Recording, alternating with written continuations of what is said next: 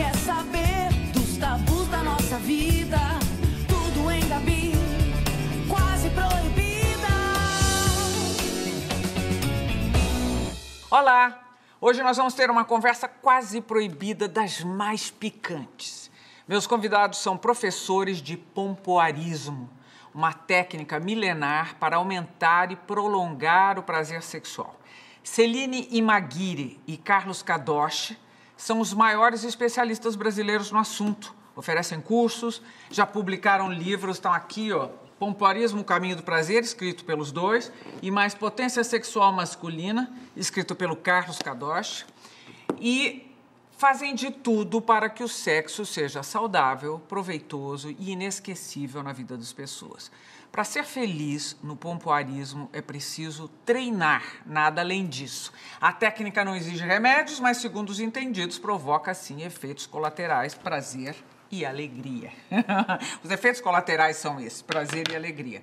Mas tem uma pergunta aqui que veio de Salvador que já me bota uma primeira questão, uma dúvida. Quando eu disse que não tem efeito colateral a não ser prazer e alegria, eu queria entender por que o José Henrique de Souza, em Salvador, na Bahia, perguntou se o pompoarismo ainda enfrenta muito preconceito dentro do meio médico. Já enfrentou? Agora não. Agora estão indicando bastante. Ah, é? Mas houve um período de preconceito? Não. Mais assim do público, porque não sabiam o que era. Agora que todo mundo sabe o que é, já não tem esse preconceito mais, não. Que não existe qualquer efeito colateral? Não, ele é preventivo. E ele é excelente para a saúde tanto da mulher quanto do homem. Preventivo de? Preventivo de incontinência urinária, preventivo de flacidez vaginal, né? Preventivo até de para homens, queda de útero, prolapso de útero. Então, e outra coisa que ele é muito importante, para aumentar o prazer da mulher. Da mulher? Da mulher e do homem. Dos dois. Então, peraí. Dos dois. Então, vamos começar por partes. Como é que vocês descobriram o pompoarismo? Vocês são um casal. Sim. Sim. Companheiros. Eu sou fã número 1 dela. Ok. E ela? É isso. Retribua. É o fã número 1. Somos amigos em primeiro lugar, né? Sim, mas não são um casal. Sim, somos Vocês companheiros. São companheiros, vivem juntos. A gente, cada um no seu apartamento. Mas essa é a melhor maneira, dura para sempre. Ainda mais praticando pompoarismo. Olha aqui, vou começar por você. Celine, você vem de uma família japonesa. Como é que foi a sua educação sexual? Foi bem tradicional. Minha mãe é brasileira, né? Bem tradicional, né? Tradicional, você quer dizer conservadora? Bem conservadora. E meu pai, iniciei. Então, aquela educação bem tradicional mesmo. Meninas, comportem-se. Totalmente. Conversem pouco, é isso? Sexo é pecado, só depois do casamento. Bem tradicional mesmo. E né? você, Carlos, o que é que se falava de sexo na sua casa? Como é que você descobriu sua sexualidade? Olha, eu descobri por curiosidade. Eu tenho uma vantagem, assim, eu tenho uma virtude que eu gosto muito de estudar. Isso eu sempre gostei, desde jovem.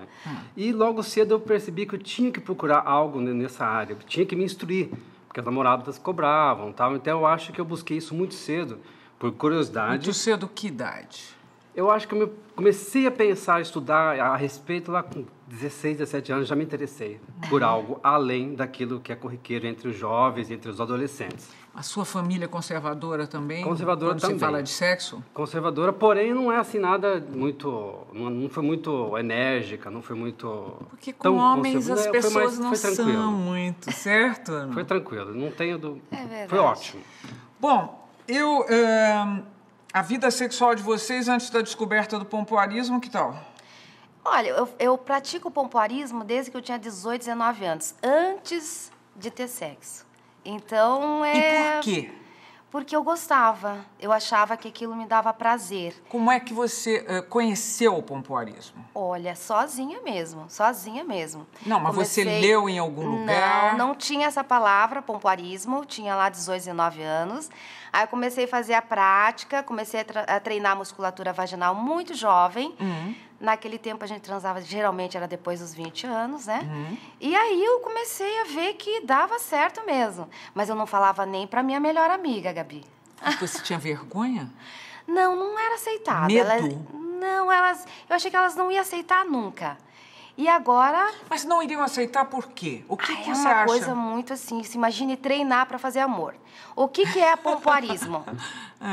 Pompoarismo é você pegar a musculatura vaginal e você treinar para fazer amor.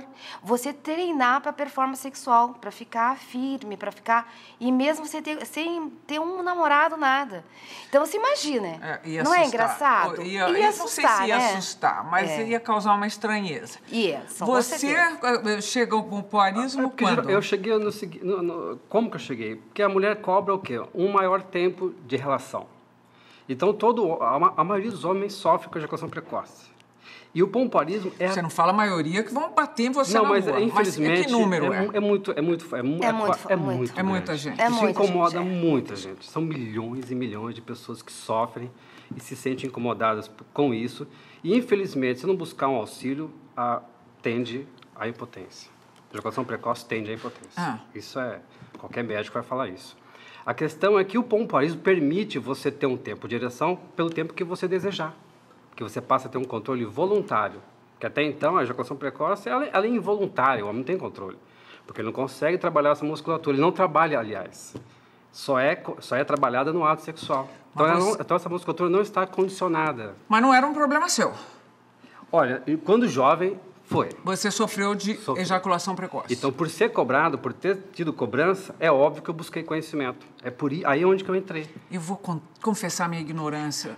Até chegar em vocês, eu não sabia que o pompoarismo também era praticado por homens. Por homens do Oriente e vou mais longe. Eram por imperadores. Era de uma elite cultural, de uma elite financeira e cultural muito grande. Não era para o povo.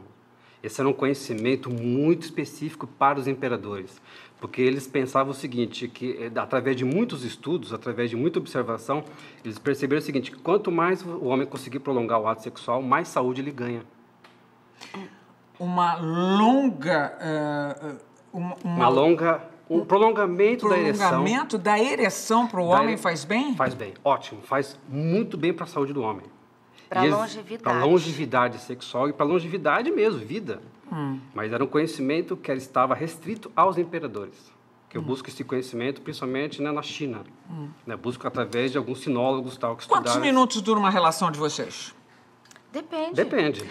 Quando vocês estão super inspirados, quanto tempo dura? Você é capaz de ficar com uma ereção por quanto tempo? Gente, usando o pompoarismo? Não. É tempo indeterminado. Tempo indeterminado? Indeterminado. A pessoa pode ter uma relação de 1 hora, 2, 3 horas, dá um intervalo. Você tem maior controle. Maior controle. A pessoa pode ficar assim, olha, eu não quero ejacular. E uma mulher aguenta 1, 2, 3 horas de relação sexual? É para isso que a gente faz o treinamento, né? Então, se adquire muito mais força dos 3 anéis internos vaginais. E aí, a gente tenta estender esse tempo de preliminares, que é muito curto, geralmente. Não é que vai ficar todo esse tempo em ereção, não, né? No caso do homem. Mas a gente procura estender muito mais as preliminares, como é no Tantra, né? Porque o pompoarismo, ele vem do Tantra. Na realidade, o pompoarismo ele é uma ginástica sexual que fortalece a musculatura interna vaginal, fortalece toda a musculatura pélvica e deixa, todos os músculos usados para fazer amor, que não é só o de interior vaginal, são fortalecidos. São todos os outros. Bumbum, pelve e o corpo inteiro. Você sabe de uma coisa? Claro. Pela maneira como vocês estão falando, quer dizer, não é que aumente a frequência do sexo, mas senão a duração do sexo, a qualidade. Quer dizer, você não vira uma pessoa doida para fazer sexo o tempo inteiro. Não se busca, assim, a quantidade. Mas o pompoarismo, ele é uma sofisticação, né? E é muito interessante o pompoarismo ser usado numa relação de amor. Então... Com amor fica melhor? Com certeza. Bom, tudo com amor fica melhor, né? Mas nem sempre é possível. Deixa eu falar um negócio, terminando aqui.